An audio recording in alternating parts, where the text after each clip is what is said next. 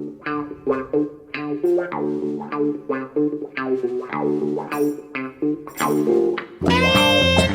evening, Gavin. Good evening, TC, and welcome to our weekly podcast, Terry Currans, the Curran View, with the Idol of Hillsborough, Mr. Terry Curran. And if you're listening to the first half free on either Acast or Spotify, you can follow the links on our socials and access the full podcast via either Apple or become a patron. All the w's.patreon.com/SRBmedia. You can follow the podcast on Twitter at Curran View, or on Facebook, The Current View, or join the group, which is over 3,000 strong now. Thank you so much for your support. It's greatly appreciated. We're doing a bit of furniture removal, TC. No, I'm just, if I'm honest, I forgot all about you phoning tonight. We usually do it on a Tuesday, but I've had a few bits and bats about to sort out. So Yeah. I'm just getting Jock's snap ready for in the morning for work. So if I'm moving a little bit, excuse me. I won't be 2 minutes. So just remind me how old Jock is. 21. 20, and you still have to make his food for tomorrow for work. Well, I keep telling you all what's happened to the society and what they teach them at school, right? It's being criminal. Yeah. I got to say, Sam does exactly the same for Tom, and he's 30, so it doesn't change. I do get up at 5:30 in the morning and make my own food. I'm more than capable. Having said that, I am 58. The last generation, that's the last. I don't know if we're lucky or unlucky. Yeah, I think we're damn. But I look at it like that. We were taught the right things, weren't we? Absolutely, TC. There's many players have been taught the right things and produced the right things the weekend. What magic moments have you sourced for us this week, TC? Well, again, I'm going to go for two of my old clubs. So I'm not being biased. But as usual, as we say it every week, you look at Mo Salah last night. Incredible, he comes on and scores 3 absolutely spectacular goals. But I'm going to go for Inobi, his goal against Man United on Sunday. And Barry Bannon's bit of magic, because we call it the magic moment. Yes. When he going the other way, flicked it through his leg, behind his leg, and Wendy scored from it. The second goal. I don't know if you've seen it, but fantastic. It was brilliant, absolutely brilliant piece of magic. Absolutely. Intuition, you know what I mean? Just look, absolutely, those type of things. You can do as much defending as you want. That type of thing throws people out of the way. Unbelievable, superb, TC.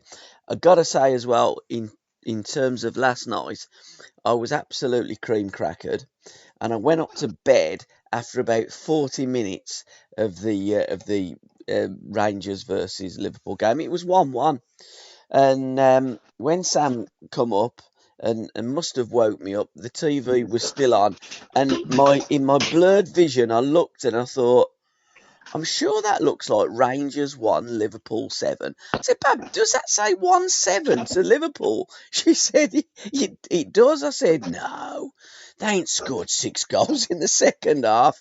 And my word, did they go to town on Rangers. And just shows the gulf in class between the Scottish teams and some of the other teams in European competition. And we're going to be talking about that later in the topics of the week. On that, what you're mentioning, yeah, I went to watch Jock last night, and they were 2-0 down, and I'm thinking, what an absolutely pathetic match this was. Mm-hmm. And I come home, but I had to go to Janet's, but I weren't feeling well. I went to bed, and when I got up this morning, Jock told me, he said they'd won 4-2. I couldn't believe that they'd won 4-2. So football is just unbelievable. Yeah. But I think we do have to excuse Celtic and Rangers because we do know they're massive football clubs, pair of them. Yeah. They can only buy certain individual players. Correct. And that's what we've got to, I tell my brother this morning, David, he said, there's a gulf. Well, we know there's a gulf. That, I don't like using the word rocket science because there's a massive gulf. When you look at Rangers and Celtics signing the players they sign, they're on an hiding to nothing. Yeah. Because they're never going to compete with the big teams in Europe. Well, let's be honest, they've got championship players and they're playing in the Champions League, it ain't going to happen. They're going to get No. absolutely smashed, and so will other teams.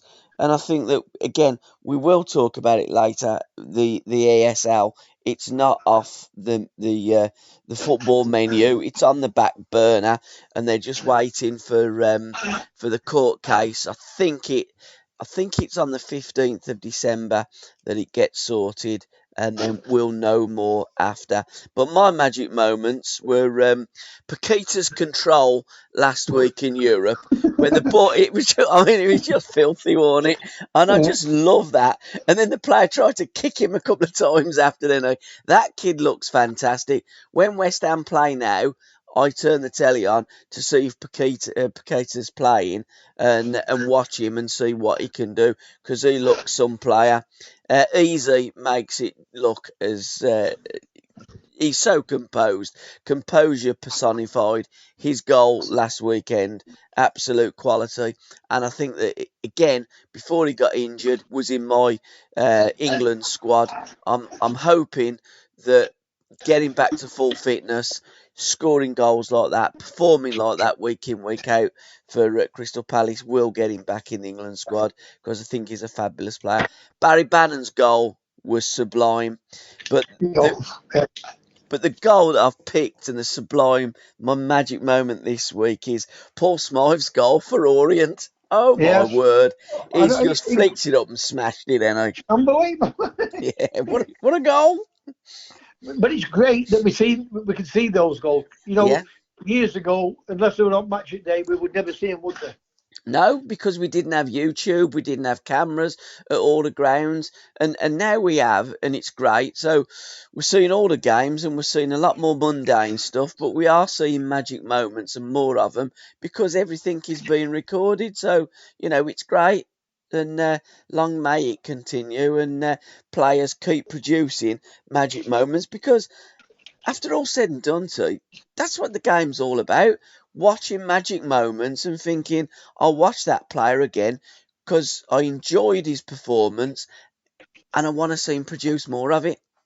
Exactly. We all want to see. We all want to see as teams win. Yeah. We all want to see some individual performances. Yeah. We know there's no right way, wrong. There's no right or wrong way to play football as long as you're winning. Mm-hmm. But I'm like you, like Uddy and all the rest of them. We want to see teams play football. Yeah. And absolutely play with without fear, with flair. Yes. And put on an entertainment as well. Yeah. That's what football is. It's an entertainment. Football's an art form. It ain't a science. It's not put on there to, bore people. You turn up and you think, oh God, that was absolute dirge. Football is there to be entertaining, and that's as I like to watch the game and be entertained and be excited and think, well, them players have produced something that I couldn't produce, and I'm entertained. I've enjoyed the game. I've loved watching it, rather than you watch it because you think that you have to, and that's what legions of loyal fans do up and down the country every week. I was watching Arsenal tonight. Yeah, I didn't see that game. It was 1-0. And I said to Jock, send this over. And I like Arteta. Yeah. There's nobody shouted for Arteta more than me. Absolutely. And the football they play is great, but it was so boring. I said to Jock, turn it up, put another match on. Yeah. I'd done a Legends of the 70s interview with Dennis Mortimer this week, and Tommy Hutchison, I've got to say. We'll talk about Tommy a little bit more in Stars of the 70s. But Dennis was talking about the 1977 League Cup final at Wembley and said what an absolute awful game of football it was. I think Everton recorded 65 back passes, and he says it was just an awful game. You look forward so much to going to Wembley and playing in a cup final, and it was terrible. He said you Gordon Lead the manager there for him? Yeah. Without he's being disrespectful to them. They are nice guys, but yeah. that That's what's happened to football, that type of thing. He was a right back at Villa, wasn't he, years and years ago? But I remember when I done a Legends interview with Malcolm McDonald, and one of the journalists had phoned up Malcolm and said, Harvey's been sacked. You know, we've got a new manager. Have a guess who it is. So he's gone through a few names, and and they said, no, Malcolm, it's Gordon Lee. And Malcolm's answer was, who? And they actually printed that in the local Newcastle paper, Gordon Who by Malcolm McDonald. Yeah, it didn't go down very well with Gordon, but Malcolm didn't go down very well with him. But Malcolm were right. Absolutely, yeah. Like who? You're having a laugh, ain't you? You know, the thing is, whether it's the media or whether people working on television, Yeah. I mean, some of them do talk at the backside at times, on the tactical side of the game. Yeah. But they do get paid to give their opinions. Yeah. So I don't mind that. Absolutely. I mean, but you can look at it and think, well, what's he talking about there?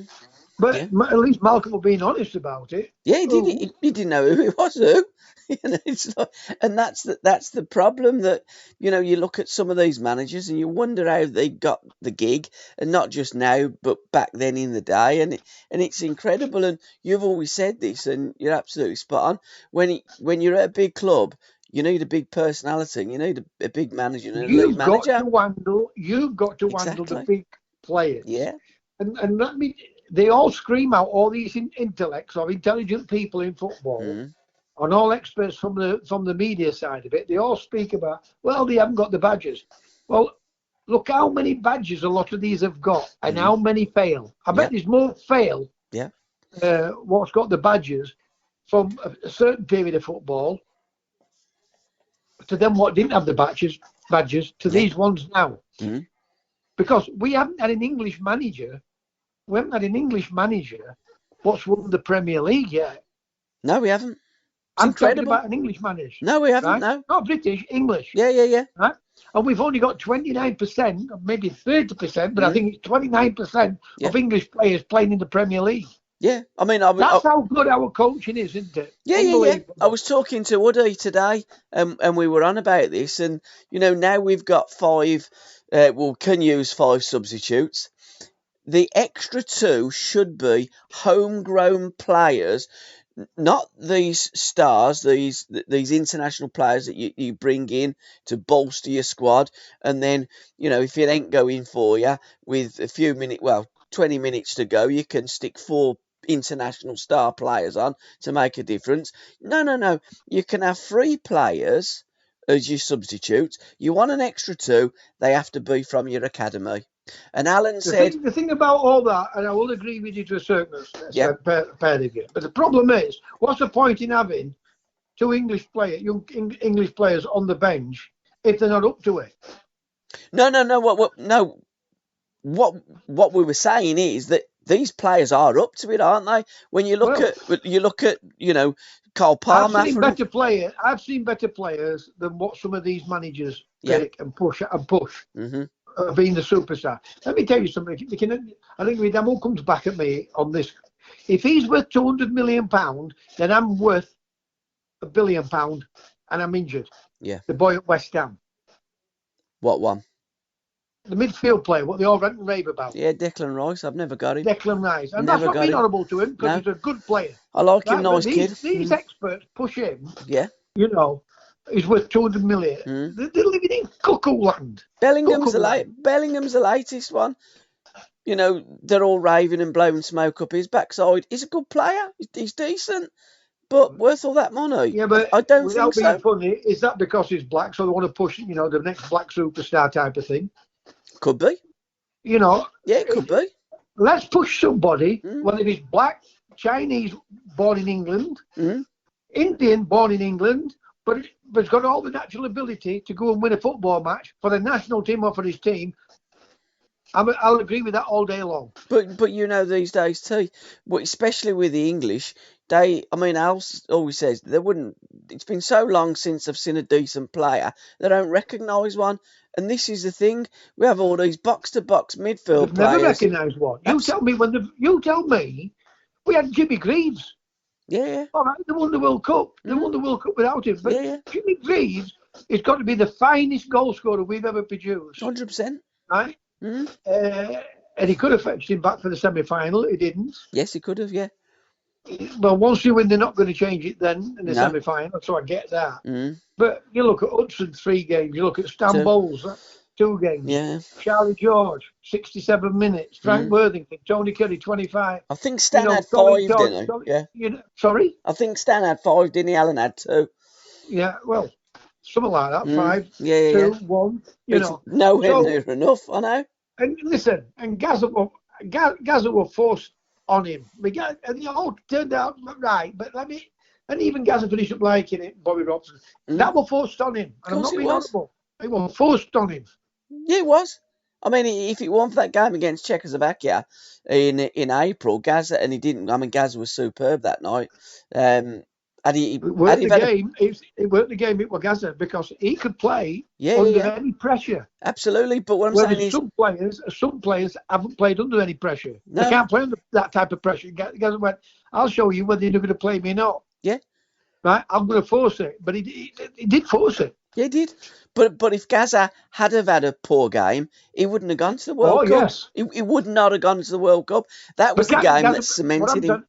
100%. But Gaza believes in his. It's like me. You believe in your own ability. Yeah. Paul Scholes, another brilliant midfield player, high quality. We haven't had many, but Scholes and Gaza are the last 2, really, if you like, that were what I call technical proper football players. I'm not talking about box-to-box players. No, neither am I. Absolutely. Players. And Glenn Hoddle. Lampard and Gerrard were box-to-box players. 100%. 100%. Nowhere near the same ability as Scholes and Gascoigne and Glenn Hoddle. And over the past 30, 40 years, them are the only 3 we've had, and we ain't known how to play any of them. Well, having said that, we've had Letitia. And Glenn, would you pick him? Yeah, absolutely. Matt is another one. But again, we don't know how to play these players. He played him in a B team, did Hoddle, and he went to score in that. He still didn't take him. No. We just don't know how to play these players, and that's the problem. We're great at box-to-box, and we look at someone and go, oh, he's got a great engine, he can run all day long. Well, great, put him in the athletics team. But for a football team, we need football players, and that's why we continue to fail. But again, going back to what Al was saying, when it was in America, in the NASL, they had to have at least 4 homegrown Americans that played in the team. And I think that going forward, if nations adopted that, it would be beneficial for the youngsters coming through and for the national team as well. I just said to you, I don't dispute that. But I've seen the type of player our managers push. Yeah. I've seen them. They're not up to it. Well, they're up to it, but not up to this level of being, what's going to win you a World Cup or European Championship. Anyhow, moving on, TC, Book Corner in association with myfootballbooks.com.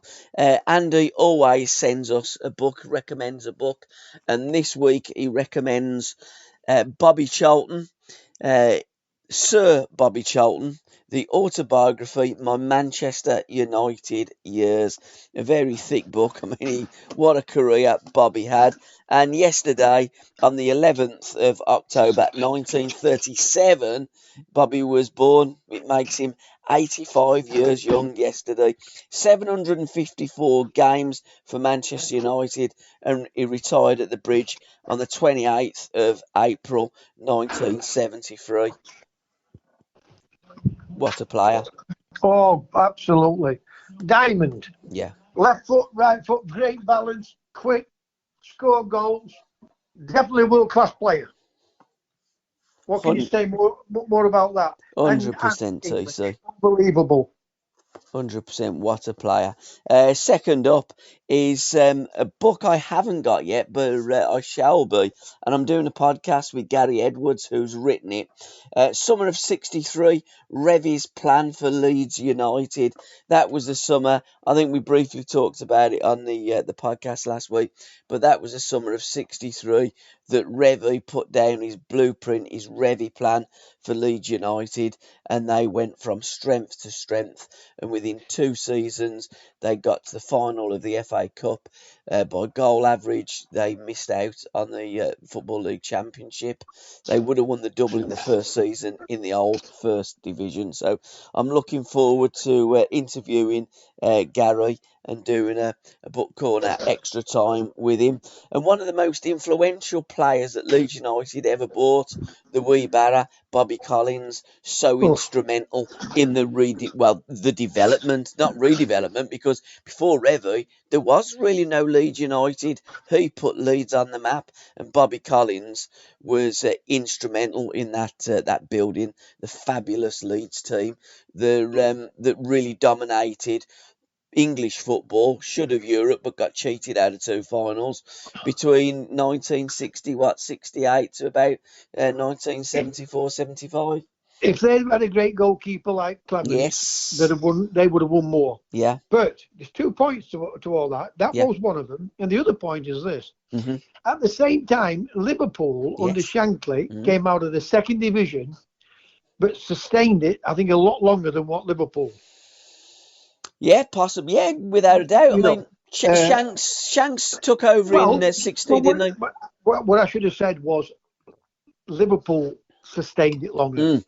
Because then who comes in was Bob Paisley, takes it on, and the other 2 did well to win a European Cup between them, didn't they?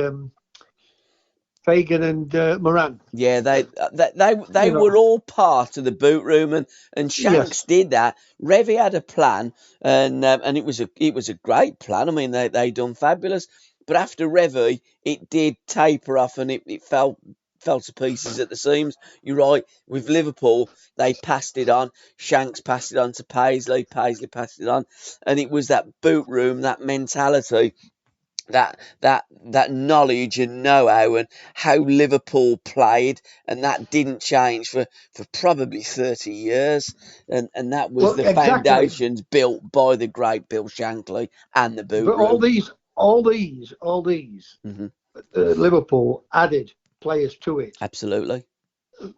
Leeds didn't. They let that great team become old players. But again, Manchester United did that as well, didn't they? A few years earlier. That's why. I mean, we can all use everything else. I mean, it probably would have got frustrated, as all players would do. You know, losing out, all the best players leaving, poor managers coming in. That's why probably George went down the road he went down. I'm not saying it was. I'm just saying it could have been a purpose for him to go and do it. He certainly did say that. United were bringing in inferior players. He, didn't mention them, of course. He's too professional for that. But it did seem to lead to George's demise. And there was speculation at the time, early 70s, that he was going to go to Stamford Bridge and join Chelsea. But Dave Sexton wouldn't sanction that, and George stayed at United and then went missing, etc., etc. But how do you break up such a great team like the United team and then the Leeds United? It's good management, knowing when to bring in new players and get rid of it. And I guess really you could argue how fantastic Tommy Docherty did, because in that one season, Bobby Charlton retired. He sold Dennis Law, or I think he freed him, didn't he, to Manchester City, and George Best went as well.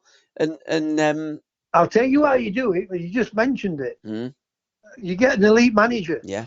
Who's going to handle elite players? Yeah. And I don't give a damn who it is. If it's my idol, George Best. Yeah. This is what you're going to do. This is how you're going to toe the line. Yeah. I'm going to bring players in for you. Yeah. Right. And they're going to be able to match your ability, because we want to win another European Cup. We want to win a league title. We're Manchester United. Yeah. We're the biggest supporter club in the land. Whether people like it, whether not, that's what Man United should have gone. That's how they should have gone about it. Absolutely. But ultimately, they did when Docherty come in, but got relegated and then Doherty brought them back up, and within a couple of seasons they were up in FA Cup finals, almost winning league championships. United really were reborn, but it just shows you what a fantastic job Tommy Doherty did at Manchester United, and it was sad that the way it ended with Tommy at Man United, because if Tommy would have stayed on, who knows what he could have done with that football club. Great management. It won't be the first of the same. It won't be the last. Absolutely. But it, doing it with one of your work colleagues. Yes. Is a little bit more. Yeah, it is. Yeah. Well, it's on the boundaries, isn't it? Yeah. Yeah, it is, and but I say, what a great job that he done. And moving on to the third book. Well, there's two books here, 3 and 4. Brian Little, My Aston Villa, over 50 years of claret and blue memories with Peter White, Pedro Blanco, his good friend, and his autobiography, Little Is Enough. Gareth Southgate actually writes the foreword for that book, but two fantastic books there of Brian Little, and we have done a Legends of the 70s podcast with Brian, a great listen. All the W's.com all the W's.patreon.com/SRB Media, and we will be going out Tales at Mavericks Tale with a tale from Brian Little at the very end. How many books has Brian done then? He's done that one. I was fortunate enough to do an interview with Brian, a Legends interview, on the day that his first book, A Little Is Enough, came out. And since that book, he's had another book with his good friend of many years, a journalist from these parts who lives now in the Isle of Wight, Peter White from the Isle of Wight. Yeah, absolutely, yeah. I think Brian said he thinks that they named the island after him when he went and lived there. But he's a right character, Brian Little. Such a funny man. Some great stories. I mean, I remember the one that he was telling me. I mean, it's all in the books, of course, so buy the books, guys. Was when he was only a kid, and he was on 2 goals, and he'd just, I think it was just before half time, or there wasn't long to go in the first half, and I'm almost certain it was against Oldham, and Brian tried to nutmeg the goalkeeper from a penalty. And the goalie saved it, and he said Saunders went absolutely ballistic at half time. Sounds like me and Jack. Yeah, I'm gonna kill you. But he did. I mean, they didn't get on. They didn't get on. Brian Little and Ron Saunders. Even after Brian had retired and Ron had retired, he went up to introduce. Thanks, Mr. Saunders, for all that you've done, and I took a lot of what you taught me into my managerial career. And Saunders just turned around and walked away. They didn't get on. I mean, he used to say to Brian, "Do you know what? I'd love to punch you in the face." And Brian would say, "Well, if it makes you feel better, He looks like that. He looks like that type of person, though, did Ron, didn't he? You know what I mean? He was such a character, Ron Saunders. I mean, again, there isn't a book. There's many books. I've come across him a few times, because I played against him a few times. He played against his team a few times. Oh yeah, I mean they were a cracking side. He were crackers on the touchline. I will say that. Yeah. I mean, I was telling me the semi-final, not the semi-final. Yeah, it was the semi-final. 1973. They played Chelsea. They knocked Chelsea out over the 2 legs and got to Wembley. Did Norwich City, got beat then. Ralph Coates, wasn't it? Scored. Ralph Coates, yeah. Scored for Tottenham. But Saunders, he was such a character, and I reckon he got a really good sense of humour as well, if you got to know him. Dennis knew him, obviously, very well, being the captain, and Dennis never had any cross words, but Dennis was an older pro, but Tony Morley and Gary Shaw and Brian Little and a number of the other younger lads had 1 or 2 run-ins with Saunders. Andy Gray was another one that had run-ins with Saunders. I would imagine Andy, and I would imagine the winger, Tony Morley. Tony Morley, yeah. But he used to do it on purpose to wind them up, to get performances. the more that I listen to Did the boys, they buy Andy when after he got injured? Sure. they bought in Andy from Dundee United. He come down from Scotland. Yeah. Ron Saunders had never seen Andy play. It was No, but was he injured? Sure. When they bought Andy, or did they? no Keith Leonard. Keith Leonard was playing up front with Brian, and Keith got That's right. got Then a Andy bad came in to play injury. with Brian. That's Yeah, he right. did. Didn't Yeah, and they formed, and then Peter Andy With got injured. Then Andy got injured, didn't he? Andy got quite a few injuries during his And career then that's there. when he broke into it. Then sure. Well, what And then he happened? got injured, didn't he? Well, what happened then? SRB